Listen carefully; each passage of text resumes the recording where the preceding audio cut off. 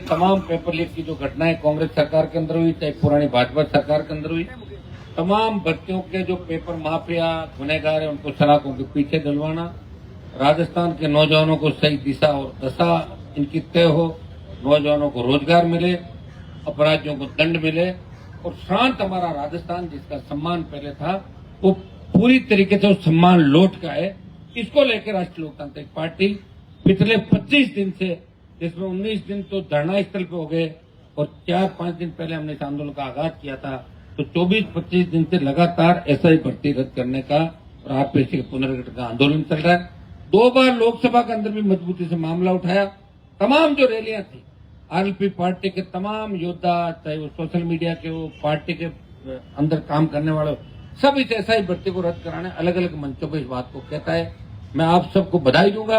विशेष रूप से आज मैं बधाई दूंगा सीकर, चूरू, झुंझुनू, जिनका आज यहाँ आने का नंबर था। जोरदार ढंग से आज आपने यहाँ पे उपस्थित दर्ज कराई।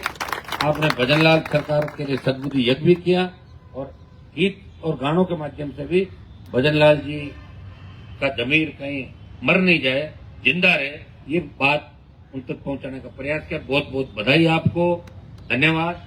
आज आप जितने आए हैं, अभी अलग अलग जिलों से हम बात भी करेंगे और देखिए कि सबसे पढ़ा लिखा इलाका है राजस्थान में सीकर और झुंझुनू, और सबसे मजबूत और पैसे वाला इलाका किसानों में हनुमानगढ़ और गंगानगर। 4 जिले हो गए हमारे और राजाओं का जिला हो गया हमारा भरतपुर। 5 जिले, 5 जिलों में आप मजबूत अगर हो जाओगे तो 100 सीट आरएलपी आ जाएगी, 100 सीट 5 जिलों में मजबूत हो जाएगी। तो जरूरत नहीं है हमें, और हमें जो ये गालियां दे रहे हैं बिना बात की, आप लोग समझ रहे हो, हमें संयमित तरीके से काम लेना है। भाइयों, ये आईटी शहर है भारतीय जनता पार्टी की, मुद्दे से भटका दो, दूसरे मामले में उड़ जाओ। आप तो जान रहे हो राजस्थान के अंदर अगर इस कौम को आवश्यकता पड़ी, किसान को पड़ी, दलित को पड़ी, शोषित को पड़ी, तो एक व्यक्ति अपनी जान हथेली पे लेके आम आदमी, गरीब आदमी की लड़ाई हमेशा लड़ता हो। 25 साल से आपके बीच के अंदर है। विश्वविद्यालय के जमाने से आप मुझे जानते हो, तब नागौर के बच्चों की तो संख्या ही नहीं थी 97-98 के अंदर।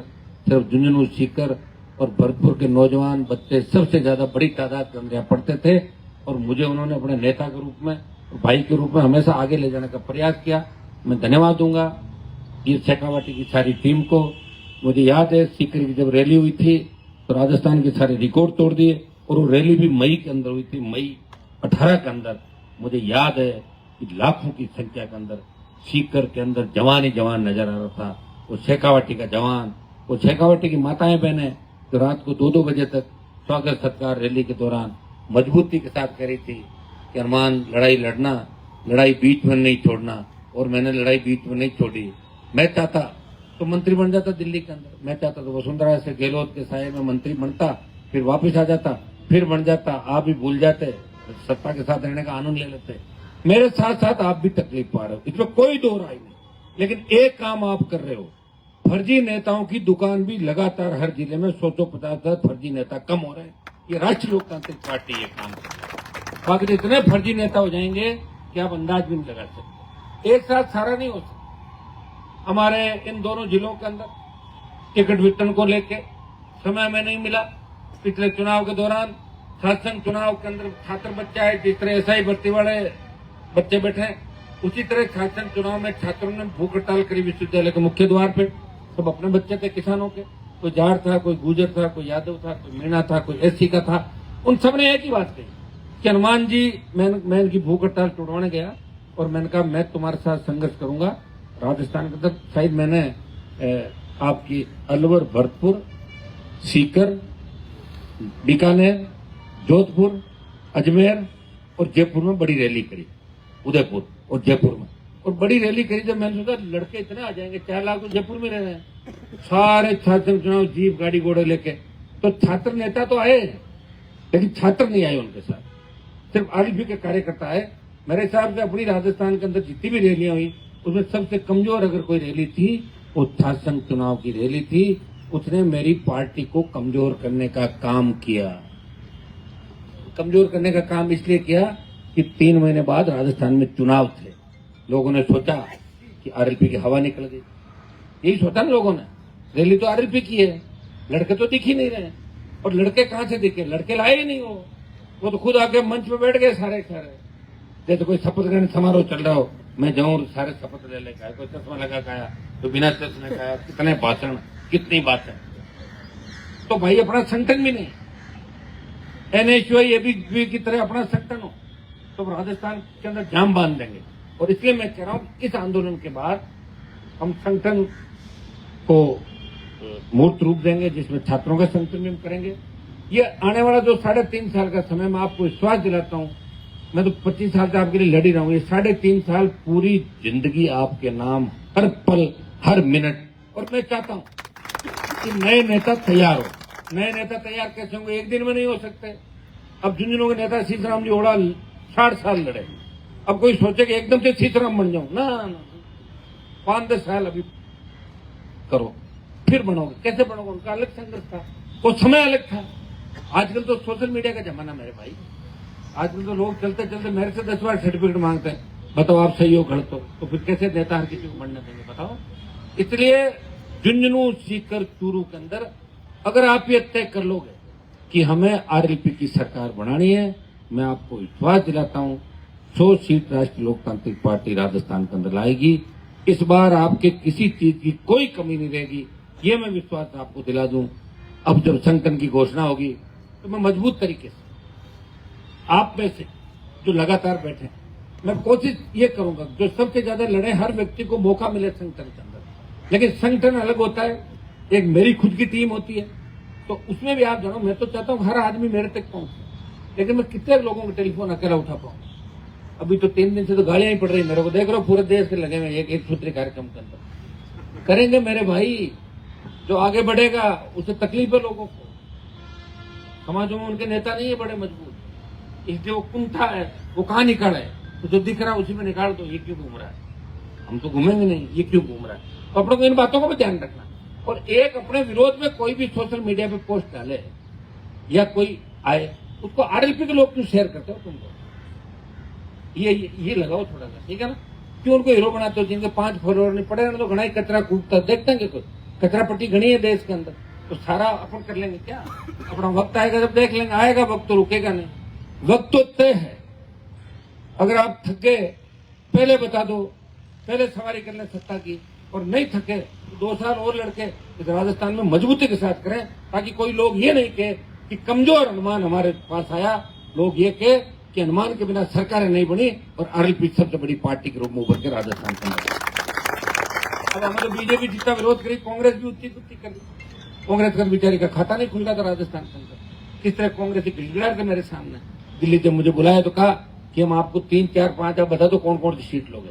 3, 5 छोड़ते तो बाड़मेर वाले को भगा के ले गए और मेरे ही लास्ट में सांसें पड़ गए। ऐसी कांग्रेस पार्टी है ये। भारतीय जनता पार्टी से भी ज्यादा गंदी है। ये दोनों चोर चोर मोचेरे भाई, एक सांपनाथ और दूसरा नागनाथ। ये देखा तुमने? 70 साल तुम्हारे वोट लेके भी सीएम तुम्हारा नहीं बनाया कभी। बनाया क्या? बीजेपी से उम्मीद ही क्यों कर रहे हो? मत करो उम्मीद। ये तो अपनी पार्टी नहीं, ये तो जो भी काम करती है दबाव में डरते हुए करती है अपने से। डरेंगे, हल्ला करेंगे, घेराव तो कर दो, इनको दे दो जो भी। डर से भारतीय जनता पार्टी ने काम किया, प्यार कभी नहीं किया आप लोगों से। इस बात का भी ध्यान रखना। न तो एससी से प्यार किया, न एसटी से किया, और न हम लोगों से किया, और न दूसरे किसान समुदायों से किया। मुझे याद है जब गुजरों पर गोलियां चल रही थी, तमाम जाट गुजरों के साथ खड़े थे। हम वहां भी थे, यहाँ भी हैं, लोकसभा विधानसभा के अंदर भी हैं। और आपने देखा होगा कि पायलट को मुख्यमंत्री बनाने के मैंने कहा 3 एमएलए दे रहा हूं, सचिन पायलट को सीएम बनाओ।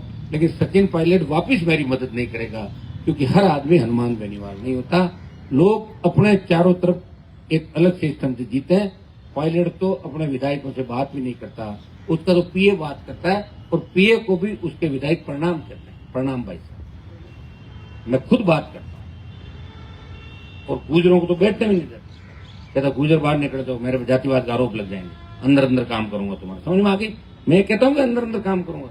मैं कहता हूँ जाट, गुजर, मीणा, यादव, मेघवाल, मुस्लिम हाईकोर्ट के जज बनाओ। चलो पायलट साहब जाटों को ये कराओ, दे रहा हूँ भाषण किसी का। अरे भैया हम सबकी बात करें। ईडब्ल्यूएस में राजपूत, ब्राह्मण, बनिया की भी बात करें, इनको भी आरक्षण दो। जब मामला पद्मावती का मामला था, हमारा समाज खड़ा था उनके साथ। किस तरह की बात करें? हनुमान जी ने कहा कि 72 किलोमीटर 70 किलोमीटर बेटी दे दी। अरे वो तो मैंने थोड़ी कहा यार, तो हिस्ट्री कह रही है। मैंने तो किसी कौम का नाम ही नहीं लिया। एक मास्टर जी ने तो पूरी कॉपी बता दी तारीख से कि इतनी तारीख पेज वो, मुझे थोड़ी पता कौन भारमल जी थे, कौन वो थे, टमके थे, मैं नहीं जानता हूँ और मैं था भी नहीं उस समय। हो सकता है मैं उस समय होता तो ये साझा नहीं करने देता, मैं रोकता हूँ। तो मैं नहीं था तो मैं अब क्या कर सकता हूँ बताओ भाई, मेरा तो कोई दोस्त है। और इस तरह कोई सोचे कि हम फूं फां करके हनुमान जी को डरा, दिमाग से निकाल लो कचरा, बाद में आंदोलन का काम नहीं पड़ेगा, ये भी ध्यान रखना। मैं सही दिशा में चल रहा हूं। तुम्हारे नेताओं के वोट भी मांगे, तुम्हारे नेताओं की जब सांसें अटक गई थी उनको वेंटिलेटर से निकाल के पंचायत मिनिस्टर बन गए दिल्ली। ये तो उप मुख्यमंत्री है ना, इससे भी बात कर लेना एक बार बैठ के कि कैसे एमपी बनी थी और क्या हुआ था बाद में, वो ठीक रहेगा। इस तरह आप इस बात को छोड़ के और किसी आदमी को टारगेट कर रहे हो। मेरा काम ये नहीं है कि मैं किसी का बखान करूं, मेरा मन जिसका नाम लेने का उसी का लूंगा, कोई जबरदस्ती मेरे से नाम नहीं लिवा सकता मेरे भाई। मैं मन का राजा हूं और इसीलिए अकेला पार्टी बना के लड़ रहा हूं, बैठा हूं, मैं परवाह नहीं करता किसी का। और तुम्हें झूठे नाम अगर लिवाना है कि 100 आदमियों की लिस्ट दे दो, इन्होंने लड़ाई लड़ी, वो तो पायलट साहब, गहलोत साहब और वसुंधरा वो लिख देते हैं, उनको शौक इन बातों का, वो पार्टियों के अंदर बैठे। मैं गलत बात नहीं करूंगा, मैं वही बात करूंगा वो सही है। और महाराजा सूरजमल के बराबर का नेता नहीं हुआ, यहाँ पे नहीं हुआ। दिल्ली में लड़े भाई, तुम दिल्ली में थोड़ी लड़े थे कभी, दिल्ली में लड़े, होश उड़ा दिए मुगलों के। और दिल्ली से लेकर अफगानिस्तान तक जाटों से कांपती थी सियासतें। जब मोहम्मद गजनी मंदिर लूट के ले जा रहा था सोमनाथ को, उसके इतने जूते मारे, सारा सामान वहीं रख दिया अफगानिस्तान के अंदर, सिंध प्रांत। इतिहास लिखा नहीं हमारा, लिखने वाला तो आपके लोग थे, दूसरे लोगों ने लिखा। लड़ कौन रहा है, नाम किसी का डाल दिया पर्ची में। जब भजनलाल की पर्ची खुली, लड़ाई कोई लड़ रहा था। अरे इतिहास हमारा नहीं लिखा मेरे भाई, इतिहास अगर लिखते तो बहुत बड़ा इतिहास होता। और अगर नहीं मानते हो तो महाभारत जिन इलाकों में हुआ, आज भगवान कृष्ण की जो जन्मभूमि मथुरा, उस इलाके में जाके देख लो कि कौन सी जाति सबसे ज्यादा वहां पे है और कौन से लड़ाके इस देश के अंदर 6.5 फुट के जो तोप के सामने खड़े हो जाते हैं, वो किस इलाके के लड़ाके हैं। और इलाके वाइज भी बात कर लो, जहां आपको ज्यादा ये आ रहा ना कि भाई हमारे राजाओं ने लड़ी, तो उन इलाकों का भ्रमण भी कर लो और वहां की हाइट वगैरह वो भी माप लो, पता लग जाएगा कि किस व्यक्ति ने कैसी लड़ाई लड़ी। ये तो सारी चीजें आएंगी। अभी बात आगे तक गई तो सूचियां निकलेगी बड़ी बड़ी, फिर तो राजाओं की जातियां भी निकल जाएगी कि कौन सा राजा किस जाति का था। तो शुरुआत होने के बाद तो बम घोड़े चलते हैं, फिर पता तो तोप चली, किधर मुड़ गए, इधर तोप वहां गई, ये तोप वहां गई, ये तलवार ऐसे गई। इसलिए शांति से अपना काम करो। मैंने राजपूत समाज को टारगेट करके कोई बात नहीं की, लेकिन 3 दिन में जितने देश और प्रदेश के राजपूतों ने मुझे गालियां दी, मैंने एक भी मुकदमा भी दर्ज नहीं किया। तो इनके मन में जो जहर है वो निकल जाए हमारे पर। शासन हर राजपूतन नहीं किया, हर राजपूत राजा नहीं था, वो राजाओं के लेबर थे, काम करते थे वहां जबरदस्ती। हर कोई कर राजा साहब कौन थी स्टेट में, कहां पे थी, जबरदस्ती। अरे भैया मैंने थोड़ी बनाया क्या। और जाट कौन थे 100% मेरे साथ है आज की तारीख, मैं तो उनसे भी तो लड़ी रहा हूं। कोई राजपूतों की नौकरी करके अगर चला गया, समाज भोड़ा था, वहां काम करके उसने फैला दी बात, वो भी तो उनके ही भाई हो गए, उनसे लड़ रहा हूँ आधे लोगों से राजस्थान में। और मेरी लड़ाई आम आदमी गरीब आदमी की लड़ाई है। इस पवित्र आंदोलन के अंदर कभी भी गलत बात कह के करणी सेना को भूलना नहीं चाहिए कि करणी सेना ने 2015 में जोटवाड़ा पुल पे मेरे पे अटैक किया था। तो तेजा जी की कृपा थी कि 10,000 की संख्या में, लेकिन मेरा बाल बांका नहीं हुआ, 10,000 लोग थे, ताकि तो मुझे मार देते हैं। और इसी तरह खरनाल के मेले के अंदर जब इनका मंत्री फंस गया, मेरे पास कान में आके कहा मंच पे कि मंत्री जी फंस गए, कांटा निकाल दें क्या। मैंने कहा बिल्कुल नहीं निकालना। और मैं कहता हाँ सही नहीं करता मैं ऐसे काम। ये चीज और सुनो, और गिद्दड़ भूमिकों से मैं डरने वाला नहीं हूं। अगर मैं डरता तो ये 20-25 साल लड़ता थोड़ी मैं। चाहे जैसे लोग यहाँ मंच पे आके क्या बात अपने पास करके गए, क्या बकवास करें बाहर जाके। जिन लोगों का दोहरा चरित्र हो, जिनकी कथनी और करने के अंदर अंतर हो। मैं क्या कह रहा हूँ, संस्कृति हमारी जब भी जिंदा जब सारे समाज मिलकर इस प्रदेश और देश के लिए लड़ाई। और हमेशा मैं इस बात के लिए रहा हूँ। लेकिन आपको नहीं पता कि 3 दिन में जितनी गालियां इन्होंने, करोड़ों गालियां मेरे को देश के अंदर दी होगी, इतना कोई मैंने किसी समाज को टारगेट करके नाम नहीं लिया। इसलिए भाइयों आपको सोचना होगा तमाम समाजों को कि सोशल मीडिया जो हमारा प्लेटफॉर्म है ये इसके लिए नहीं है। सोशल मीडिया पे कोई भी पोस्ट अपन करें तो पूरी बात पढ़ लिख के तो उसके बाद ही बात कमेंट डालें। तो गाली गलौच में भी आप अगर ज्यादा कंपटीशन करो आ जाओ मेरे सामने, फिर मैं गालियां देना बंद कर दिया मैंने आजकल, 15 साल से दे नहीं रहा हूं मैं। तो गालियों में तो मैं चालू हो जाऊं, फिर सारी तुम्हारी वाली छोटी पड़ जाएगी गालियां। मैं नहीं दे रहा हूं गालियां, सुन रहा हूं मैं। और जो जिसको गाली देता है, मुझे गालियां दी मैंने नहीं ली, तो उनकी लगी वापी जाकर, मैंने तो ली नहीं। तो उनके जिन जिन की गालियां जिन माँ बहन के नाम से थी उनके माँ बहन के वापिस गई सारी गाली। चलो ले लो उनको सब वापिस अपना अपना गुस्सा लो जाकर, वही हुई तो गाली हो रहा है। तो भाई तू गाली दे रहा है, मैं गालियां ले नहीं रहा हूँ, तो गालियां तो उनके घर चली गई वापिस, वो फिर चेंज होकर उधर ही घुसेगा जाता, यूं चलती साइकिल चल पड़ी। ले सारी गालियां जो मुझे दी वो तुम खाओ, लेकिन मैं तुम्हें कहना चाहूंगा कि किसी गलत ट्रैक पे अपने को नहीं चलना। हर समाज में समझदार होते हैं, और अगर ऐसी स्थिति आ जाएगी तो देखेंगे फिर उस समय। अभी कोई चिंता करने की आवश्यकता नहीं। हम नहीं चाहते, और भजनलाल जी ये चाहते हैं कि जाट राजपूत लड़े, गुर्जर मीणा लड़े, एससी ब्राह्मण लड़े, ताकि आराम से सरकार अपनी चलाए। मोदी जी की रैली करें, एसआई भर्ती के अंदर ये बताएं कि एसआई भर्ती क्या एक जाति के लिए लड़ रहा हूं? क्या मैं राजस्थान में एक जाति के लिए लड़ा कभी? किसान कर्ज माफी, टोल मुक्त राजस्थान, सशक्त लोक आयोग, फ्री बिजली, ये तमाम लोग आ जाएंगे सारे सारे। जो इलीगल माइनिंग हो रही थी में मैं इन लोगों की कितनी मदद करी। अब इनके मन के अंदर किसी के जहर है, उसका मेरे पास कोई इलाज नहीं। वो तो वक्त आने पे ऐसे ही करेंगे, लेकिन हमें वक्त आने पे सबको संतुलित होके, लोकतंत्र के अंदर सबसे बड़ी ताकत होती है वोट की ताकत। अगर तुमने खींवसर में मुझे जिताया होता और इनकी मूंछ काट दी होती तो इतनी बकवास नहीं करते राजस्थान में। तुमने मुझे हरा दिया इसलिए मुझे सुननी पड़ रही।